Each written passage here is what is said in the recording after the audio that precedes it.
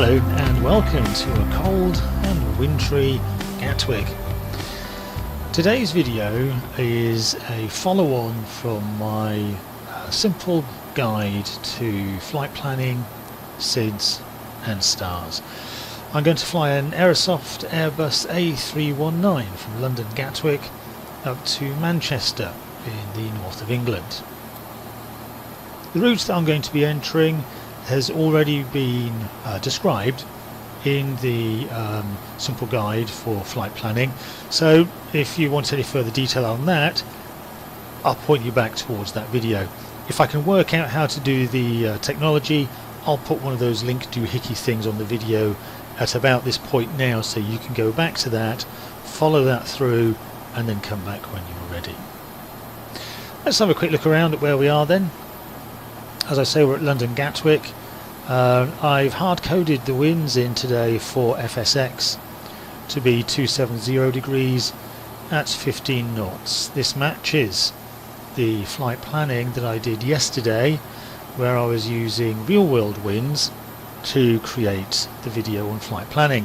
Today, of course, the winds have changed, so I can't use Active Sky Next and real-world weather if I want to get this video to work alongside the beginner's guide that I had done for SIDS and stars. So it's, as I say, it's hard-coded 270 degrees at 15 knots. And I'm going to be using the Aerosoft Airbus A319 in BA livery, because the route that I was describing yesterday is actually flown by British Airways, so why not add an extra dimension of reality? As I mentioned in that video, one of the reasons we do flight planning is to add a degree of realism to our flight simulation. So we may as well go the whole hog, choose the right call sign and choose the right aircraft and livery. Okay, let's pop into the cockpit. I've already done all of the pre-start stuff. We're at the stage now where we need to enter in the route into the MCDU. Okay, back in the cockpit, let's go down to the Captain's MCDU. So we need to go across to our NIT page and enter in our departure and destination airfields or airports. So we have Echo Golf Kilo Kilo, which is our Gatwick departure, and Echo Golf Charlie Charlie, which is our destination airport, Manchester. Because I'm just doing a fairly simple guide, I won't bother to enter an alternate at this stage. And let's align the IRS. Let's enter in our flight number, Sierra Hotel Tango 2906. Cost index is 30. Cruise flight level will be 20,000 feet, so that's flight level 200. And clearly it's going to be cold outside. Our block is 5.9.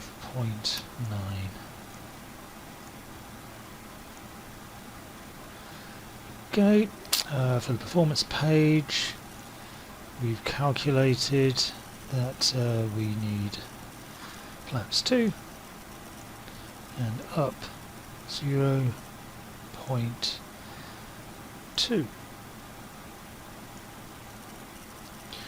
Okay, with that done, we're ready to enter in our flight plan. So let's take our departure first, and we're going to be taking off from runway 26 left.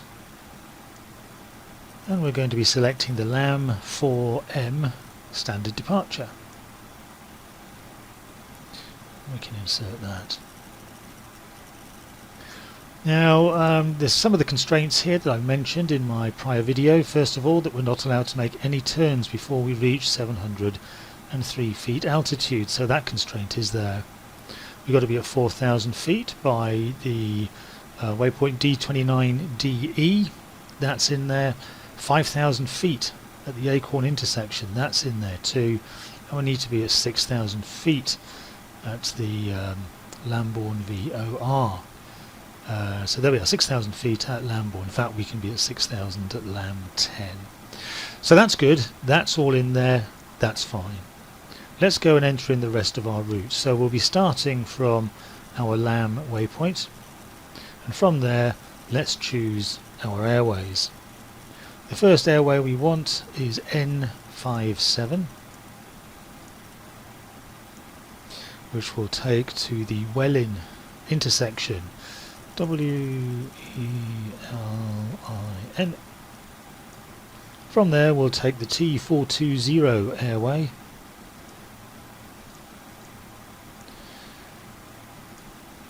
to our final waypoint, the Trent VOR TNT. Okay, well, let's insert that. That's all done. Finally then, let's enter in the details for our destination. So the star we're going to use is the Dane 2A star, but before that we need to choose our runway. Given our wind direction, we'll be landing on runway 23 right, and we'll want the ILS approach, so let's select the appropriate one. There we are. And Dane 2A is the star we'll be using. There we are. And the via will be via MCT, which is the VOR on Manchester Airport. Okay, that's good. Let's do a temporary insert on that, and let's do a quick sanity check then on the rest of the flight plan.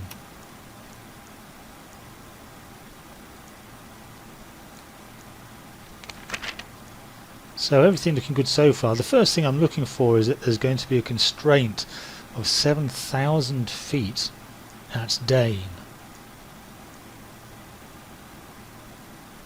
I know we need to be at 20,000 feet at Elvos, but we're at or about that flight level anyway, so that's not a constraint we need to worry about. So here we are at Dane. Now at the moment it's showing it's going to be at flight level 196 there. So let's change that and manually enter the constraint. So click the right LSK, and here's the altitude constraint that we want to enter. So we want to be at 7,000 feet at that point. So by doing that and returning, the magenta coloured star here indicates that this constraint has been entered and accepted, so it should configure itself nicely so that we get to that altitude at Dane. Checking the rest of the flight plan, of course there's a discontinuity then between the star and the approach. So for the approach, it says here that we need to be at MCT, which is the VOR on Manchester Airport, at 3,500 feet. Now I can tell you from experience, when I've flown this, for whatever reason it doesn't actually apply that constraint. I'm not sure why. It does, however, apply these constraints further out on the approach phase. So we'll have a look at that a bit later and we'll see how it goes. Everything else seems to be in there correctly, but what I will do is remove the discontinuity between the star and the approach. And ordinarily we'd leave it in there because of course our approach could change because of a change in weather en route. But let's clear it for now. One other thing I'd look at this stage is to have a quick look at the plan on the navigation display. So I'm going to switch this from ARC to plan, and now what we can do is get a visualization of the plan that we've just entered on the navigation display. So here at the moment you can see we've got the Dane waypoint selected. Let's move the options up so that you can see the approach to come into land. Now there's kind of too much on there, so let's zoom it out a bit, and now I'll take a closer look at the navigation display. So you can see that back here at the airport we come overhead Manchester, we then fly out for a distance of 12 miles before turning northwards. and then we'll start a slow turn around to the right to come around back into land.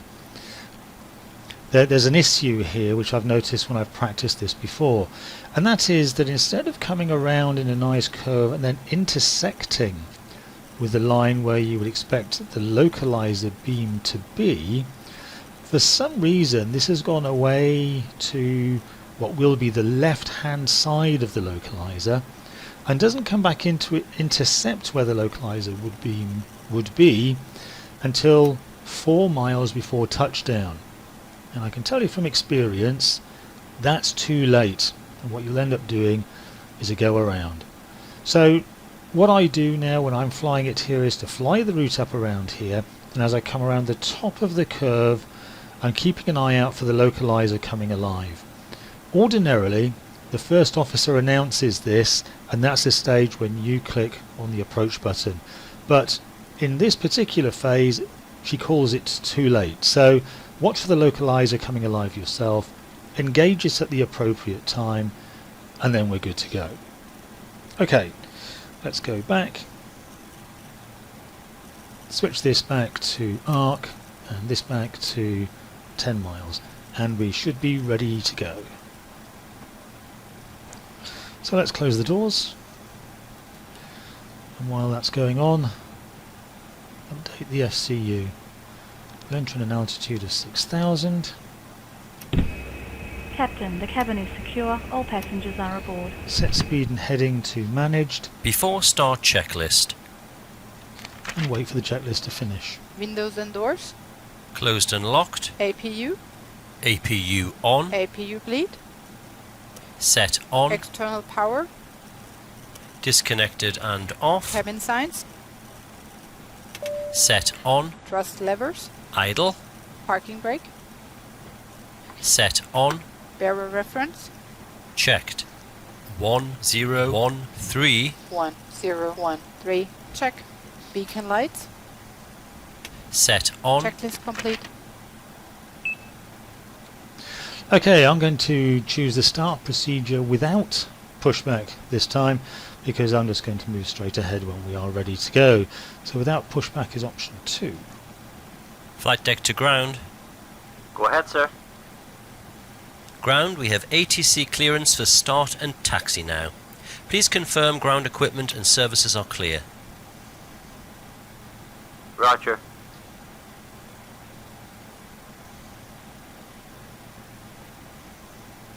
You're off from the chocks today, Captain, so your ground equipment and stairs are clear and all doors are closed. Ready when you are. Okay. Starting engine 2.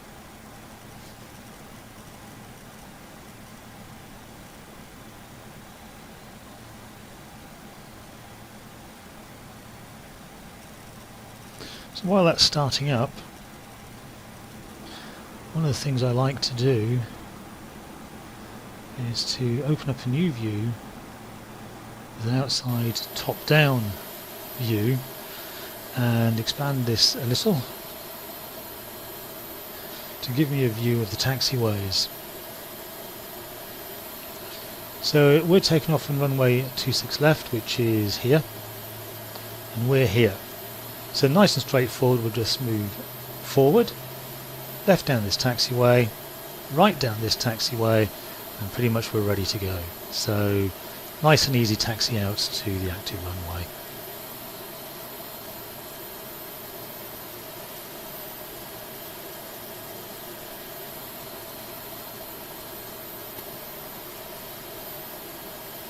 Okay, let's start engine 1.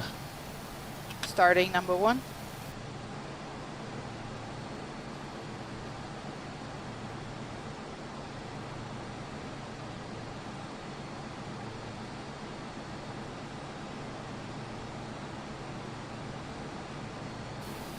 Engine 1 is stabilized. That's a good start on both engines. All systems are normal. Thanks for your help and all clear. We'll see you for the signal on the right, please. Roger, 2 good starts, all clear signals. See you on the right.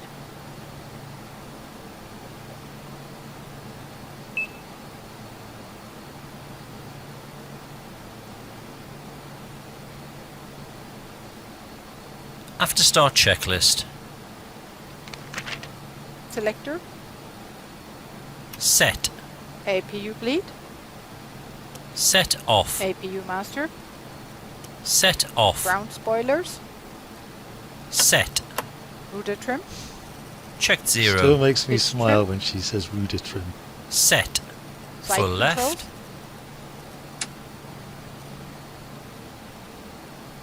Full right. Neutral. Full up. Full down. Neutral. Rudder. Full left.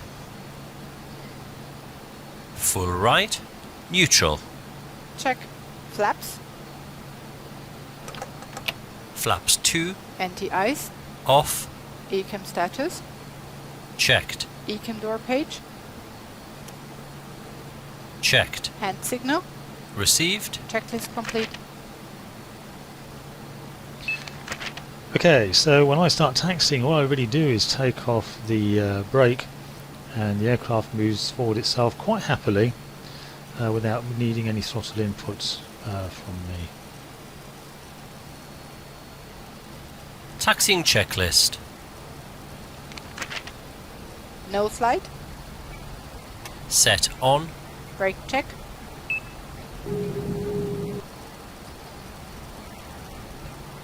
Brake check. Pedal pressed. Checked 0. Check. Auto brakes. Max. Takeoff data. Reviewed. FCU. Checked. Flight instruments. Checked. Check. TO config. Set. Checklist complete. I have all sorts of fun trying to steer the Airbus with my rudder pedals because I've got a nice rolly seat on a nice slippery floor, and for my rudder pedals I've got some of those nice pressured Cessna flight pedals, which are great, but I find that when I press on them, what actually happens is that I go scooting across the floor backwards rather than the aircraft necessarily turning. So there might be great pedals, but for my environment maybe not so great. Okay, let's stop here at the hold before the runway and do our final checklist. Flight attendants, seats for takeoff. Before takeoff checklist. Brake temperature. Checked. Brake fans. Off. Engine mode selector.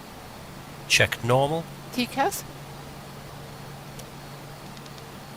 TARA, tilt above. Exterior lights. Set on. Sliding tables.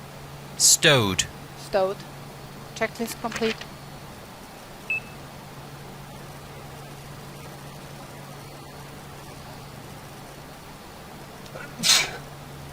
Okay, let's move onto the active runway. Check left, make sure nothing's coming. 26 left.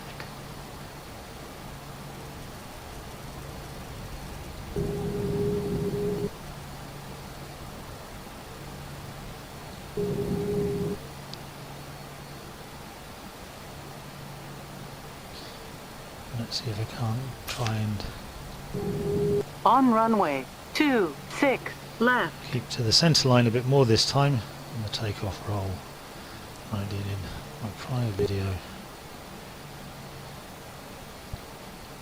Okay, well the lineup certainly seems okay, so let's move the throttle forwards to about 50%. And fully Take forward. off. Man, toga, SRS and runway. Check.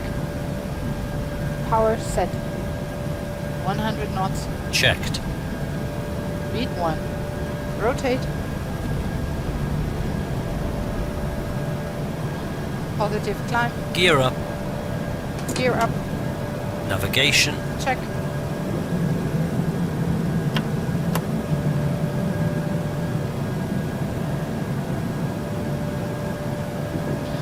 We'll just wait to get to the thrust reduction altitude before putting the throttles back to Gears climb. up. Flaps Lights off. 1. Okay. Flap check, 0. flaps 1. Climb thrust. check, flaps 0. Autopilot on and the after takeoff checklist. Engine mode selector. Checked normal. Spoilers. Disarmed. Flaps. Checked retracted. Landing gear. Gear up, lights off. Exterior lights. Set off. Tax. Both on. Anti-ice. Off. TCAS. Checked. Altimeter. 1013. 1013. Checked. Checklist complete.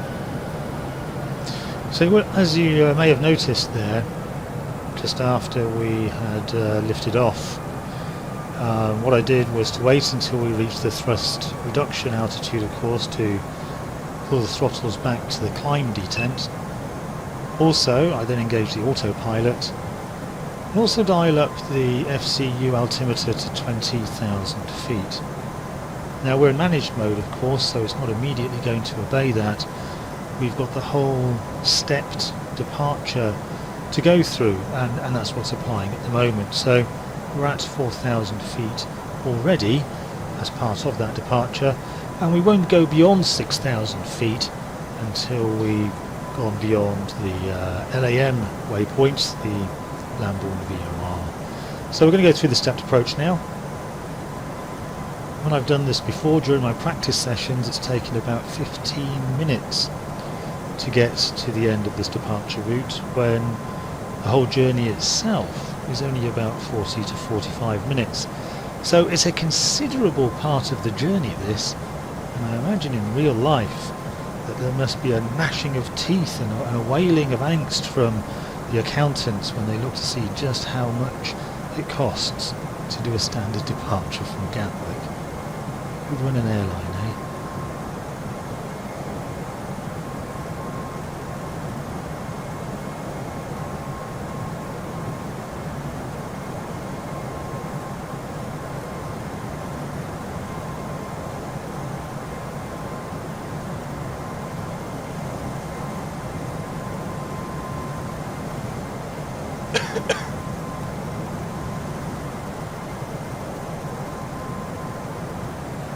Nice wintry weather here showing on the outside. I wish it were all lovely and white and snowy.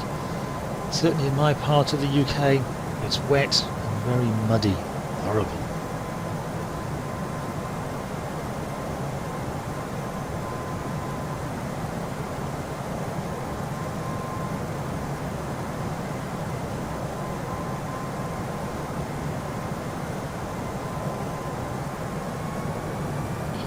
Okay, time for the first part of our step climb now. We'll go up 1,000 feet to 5,000.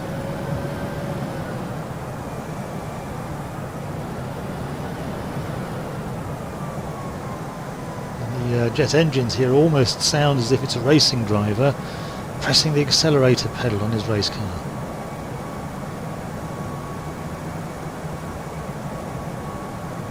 I can't say I've ever noticed that when I've flown the Airbus for real. Or when I say flown the Airbus for real, I mean in the back, rather than the very highly paid guys at the front, obviously.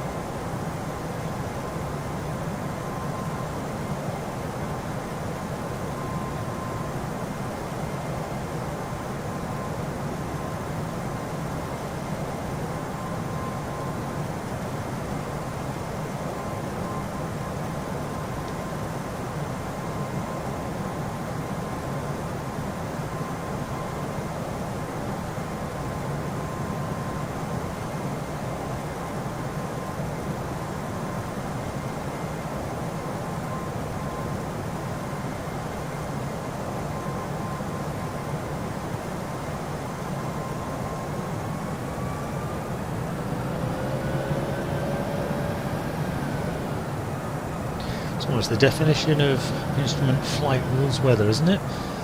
Can't see anything at all. We're flying through so much murk. And even out to the sides now we can barely make it out as we're into some fairly dense cloud here. Ah, nice view.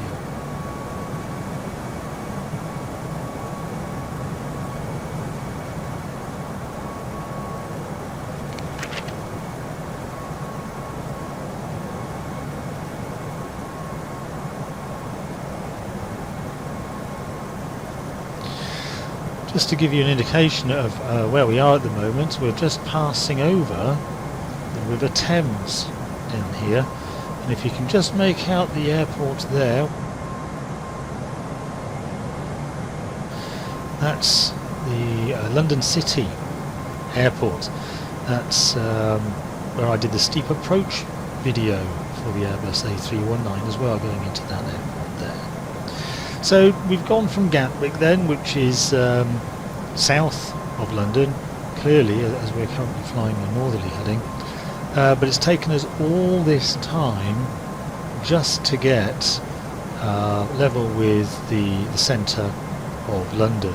And if I look across at the ND now, just ahead of us at about 9 miles out is the Lambourne VOR, and that's our waypoint.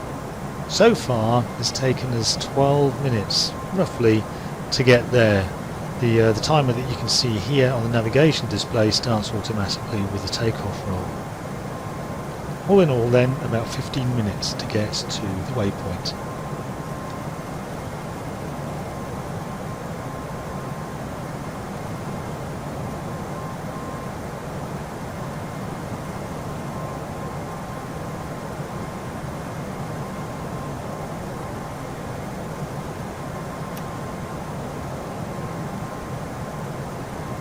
Transition altitude. Barrow reference set and cross-checked. Check.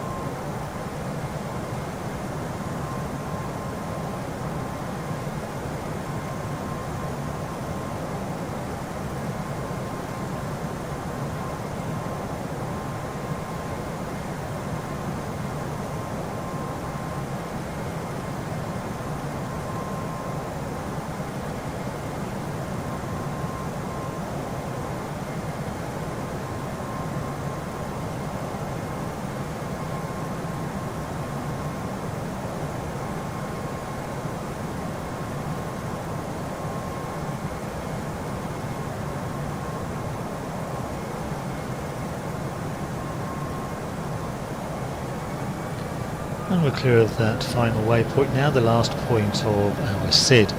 Now we're on to our route proper from the Lambourne VOR to the Trent VOR. So we'll climb now from our 6,000 feet up to our 20,000 feet cruising altitude. And it's just a case then of following the route until we get to the Trent VOR and begin on the Star. As usual with these things, there's not an awful lot to see at this particular stage. So what I'll do is I'll pause the video here and you'll rejoin me when we're in the cruise and I enter in the necessary information for our approach phase of flight. Lights off.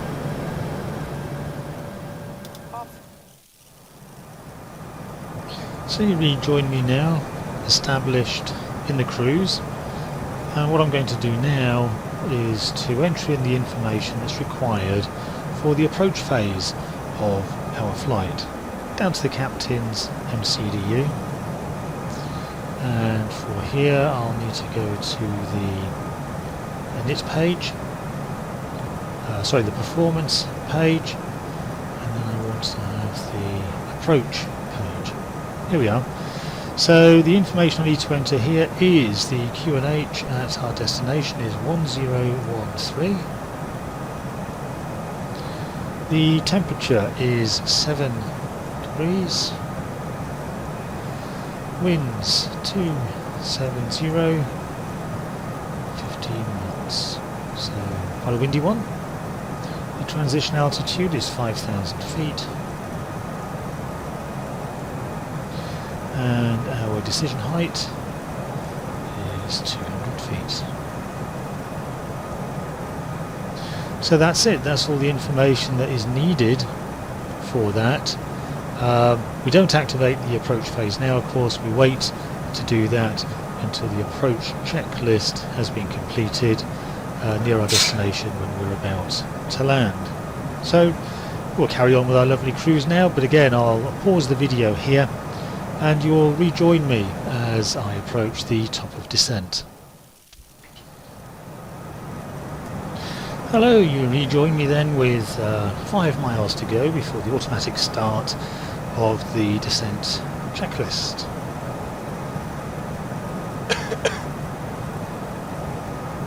A little bit of trivia for you for the Aerosoft Airbus, or well actually the Airbus, not the Aerosoft one particularly. I noticed when I first loaded up the Airbus that there was something missing.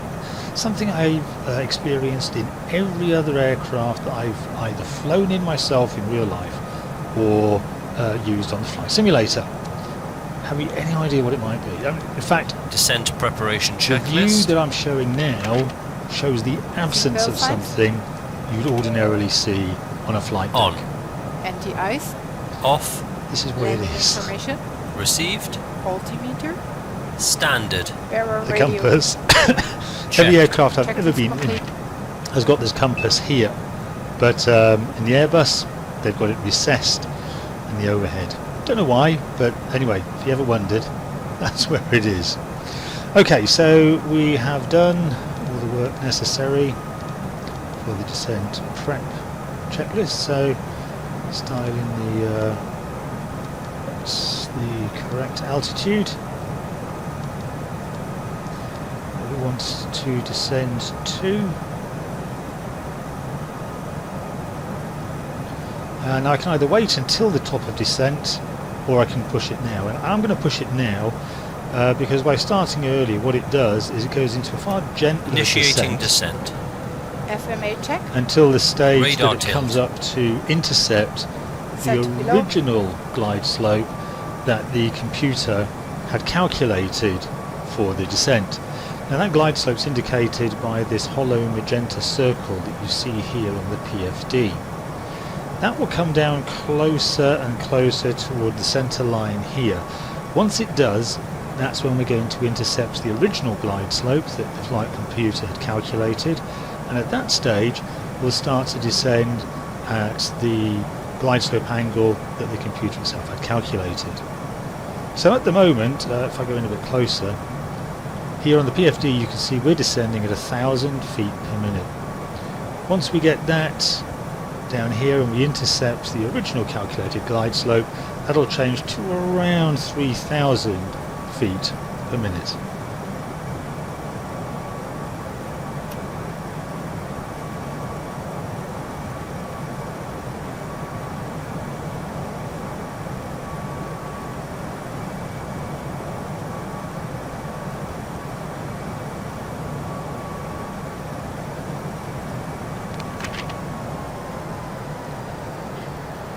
And there it goes now.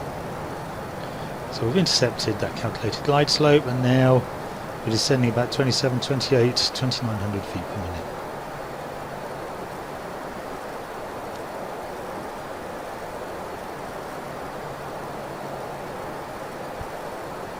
So you might remember we have an altitude constraint to be at 7,000 feet at Dane.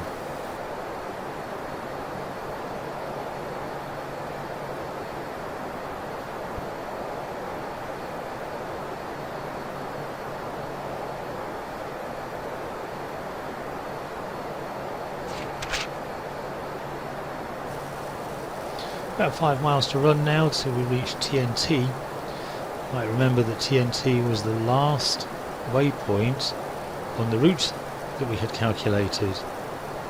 Beyond TNT, essentially, we're into our standard arrival, the Star. This will take us to Dane, and at Dane ordinarily we enter a holding pattern, waiting instructions from ATC to proceed to the initial approach fix and then start the standard approach to land. To keep the video brief, what we'll do is simulate that we've had an instruction from ATC to proceed direct to the initial approach fix, which is the MCT VOR at Manchester Airport. You might remember we have a constraint set to be there at 3,500 feet, and for reasons that aren't clear to me yet, the constraint itself of 3,500 feet is not met by the Aerosoft Airbus. I'm not sure why. If you know, please do me a favour and leave a comment below. Certainly I will appreciate it, and perhaps any other viewers who are confused by the same situation would appreciate it as well.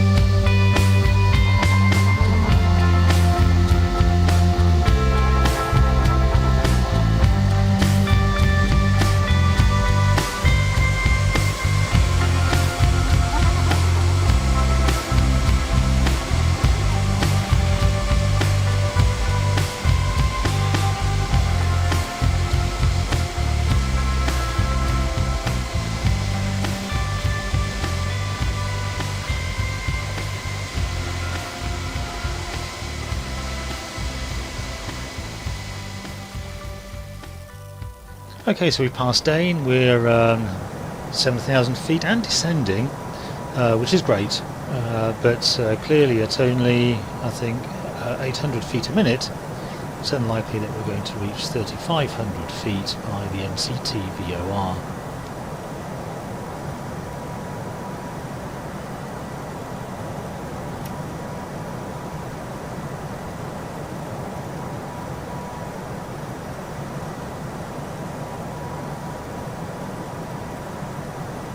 Just ahead of us there you can see Manchester Airport.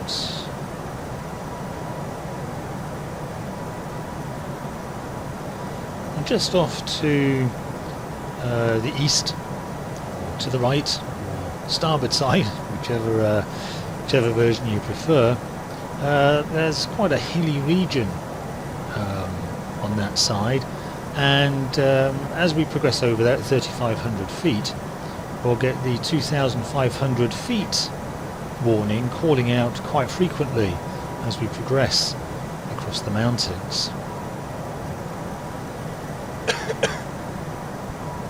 I say mountains, I suppose, as we're at 3,500 altitude and the call is going out for 2,500, they're only coming up to about 1,000 feet tall, which in some countries might be considered a molehill or a bump, but here in England it's quite unusual for us to have hills of that kind of side dotted around a major conurbation, so our aeroplanes like to shout about it.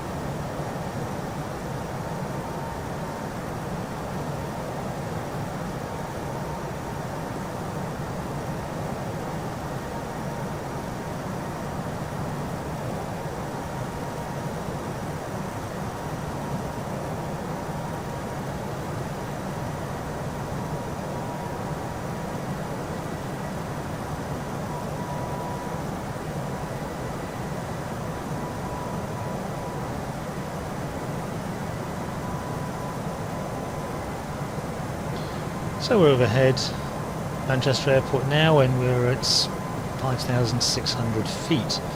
So quite a marked difference over what we were expecting. It won't make any difference actually to our approach and landing, but you know how it is sometimes. You get these little niggling questions that vex away at you, and you're just keen to understand the reason why.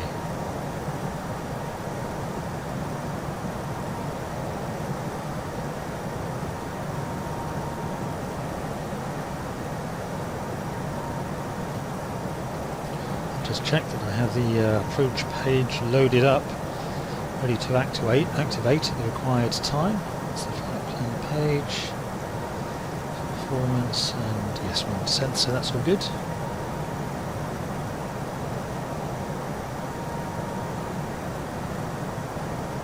Transition altitude. Checked. 1013. 1013. Checked. It's weather like this that makes you glad for an instrument landing system. And also makes sense of the decision height, I suppose.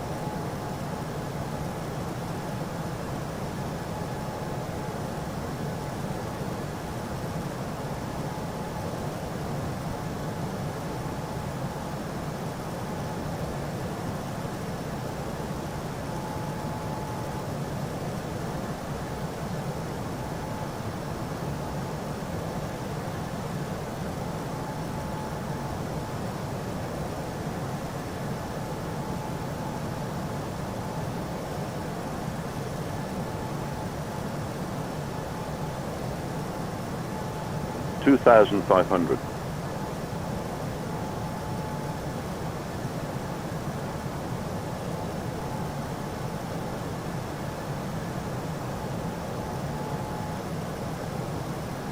Approach checklist. ECAM status. Checked. Sliding tables. Stowed. Stowed. Cabin signs. Checked. Nav accuracy. Checked.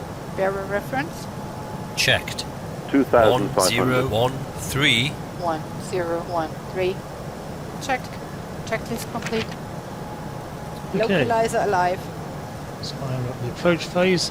We've got the call for the localizer as well, so Flight attendants, prepare for landing. let's activate the approach. Flaps 1. Speed check, flaps 1. As you can see, the localizer has gone through already, so we have to do some significant work to try and intercept that now. Luckily it's the flight computer that has to do that and not us.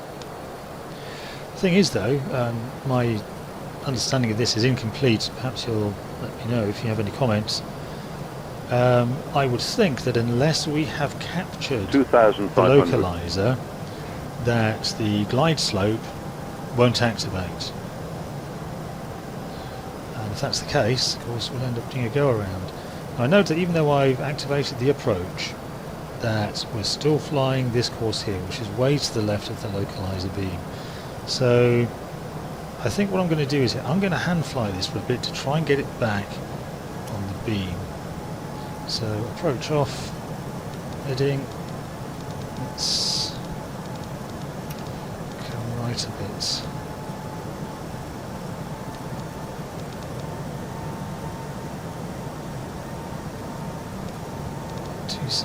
I think. Try and get back towards 2,500. the localizer before the glide slope starts activating and we miss it.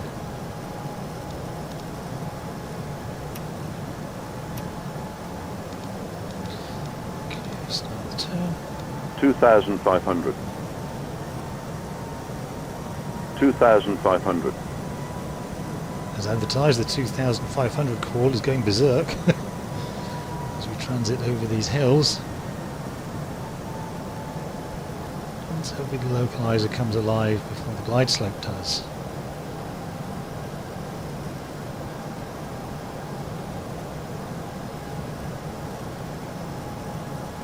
I may have to tighten the turn even more.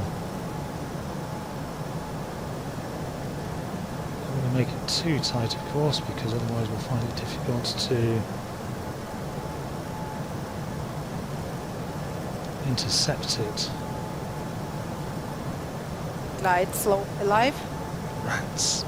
Okay, we're going to have to get a bit more medieval on our turn to try and intercept the localizer beam. And or I'm going to have to manually control the... We're way off here. There we go. 2,500. Okay, let's engage it. Localizer captured. I think that's more a call of hope rather than reality, saying the localizer's captured.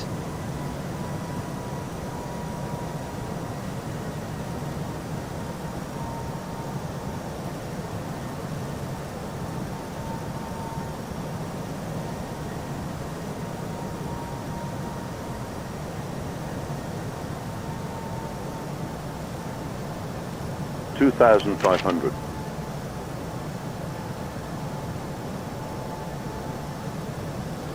Oh, not looking too bad now, actually. Maybe we'll achieve this after all.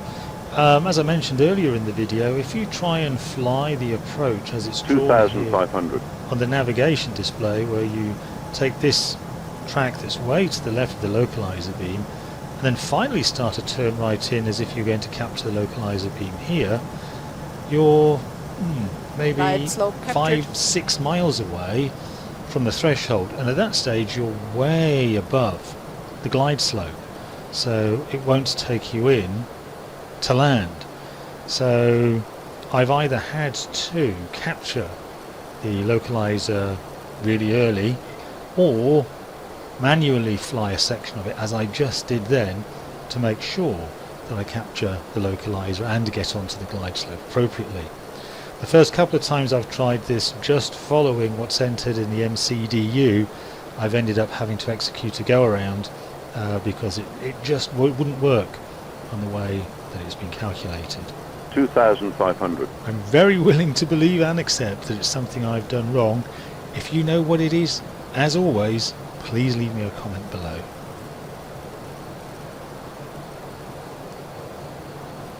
Okay, we seem to be well established now on the localizer and the glide slope, and it's looking jolly murky out there, and I certainly cannot see the airport or the runway from our current position. We've got about 5 miles to run, so hopefully the flight deck crew will drop the undercarriage and the flaps shortly. Give us an indication that all is well Flaps so 2. far. As if by Speed magic. check. Flaps 2. Gear down. Gear down.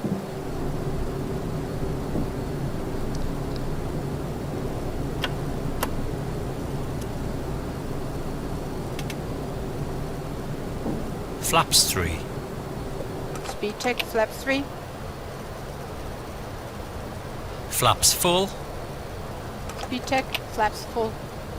Okay, good stuff. We seem to be in full landing configuration, but I still can't see Landing the checklist. airports or the runway. Although I think I Landing can gear. vaguely make out the Down package and locked. just there. 3 greens. Ground spoilers. Checked and armed. Auto brakes. Medium. Exterior lights. On. Go around altitude. Checked. Landing memo. Checked no blue. Checklist complete. Yep, that really does look like it's the Pappy there, so everything's looking as if it's in good shape. We've got a crosswind coming from the right, 263 degrees at 16 knots. So, quite interesting, hence we're cramming just a little bit to the right of dead ahead.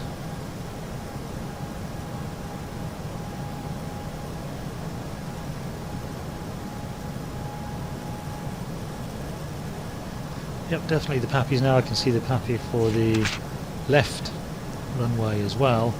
1,000. I still cannot make out the airport or the runway clearly though.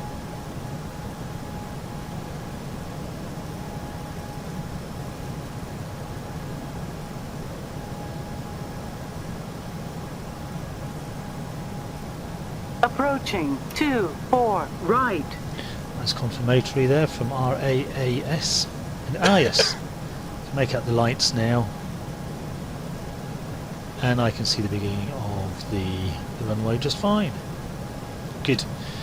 Okay, decision made. We'll go for the landing.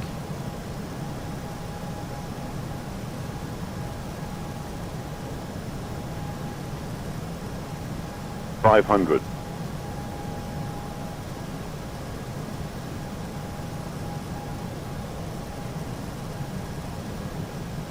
$400.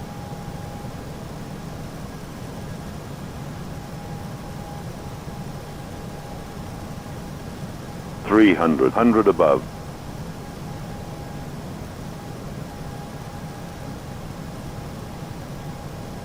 $200 minimum. Autopilot off. Continue. 100.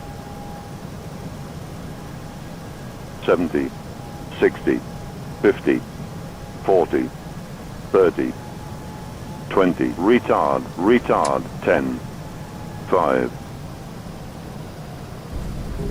Ground spoilers. Nice.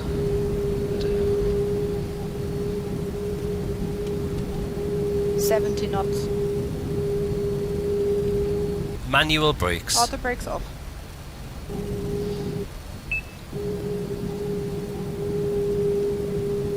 Yeah, probably a bit sooner than I should have come off the runway.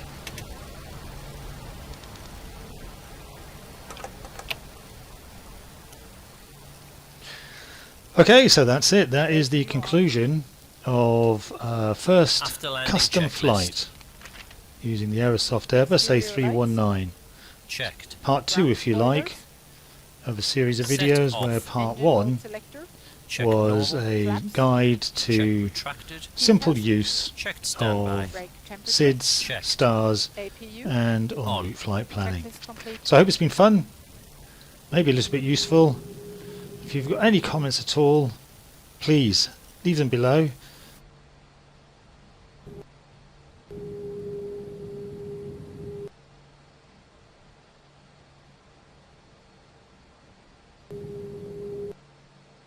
Next up, I'll be creating a video on a more fully loaded flight, if you like, where I'll be going from Bristol in the southwest of England up to Edinburgh in Scotland, but using Active Sky Next for providing real weather and also requiring us to create a whole flight plan on the fly. I look forward to welcoming you then.